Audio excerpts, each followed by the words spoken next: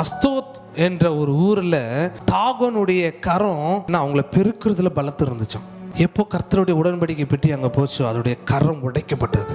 கர்த்தருடைய கரம் அந்த தேசத்து மேல வந்துச்சான். எதுக்கு? பிளஸ் பண்றதுக்கு இல்ல, உங்களை அழிக்கிறதுக்கு வந்துச்சான். நான் குறி கேட்கிறவங்களை கூப்பிட்டு நாங்க என்ன பண்ணணும், என்ன தப்பு பண்ணணும் கேட்கும் போது அவங்க சொல்றாங்க, உடன்படிக்கை பெட்டி நீ தப்பா தூக்கிட்டு வந்துட்ட. ஏன் அது ஒரு சிலருக்கு மட்டும் நன்மையை கொடுக்குது, சிலருக்கு தீமையை கொடுக்குதுன்னா அது யாருக்கிட்ட உடன்படிக்கை பண்ணுச்சோ அவங்க கிட்ட இருந்தா மட்டுமே நன்மையை வெளியே கொண்டு வரும்.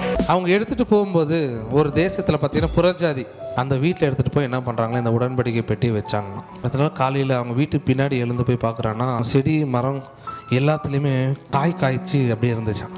எங்கே உடன்படிக்கை பெட்டி இருக்குதோ அங்க ஒன் டே ப்ராசஸ் தான், அது ரெகுலரா நடந்துட்டே இருக்கும். அப்போ இனிமே என்னோட லைஃப்ல எல்லாமே ஃபாஸ்டா நடக்கும். ஏன்னா உடன்படிக்கை பெட்டி ஆனவர் எனக்குள்ளே வாசம் பண்ணுது.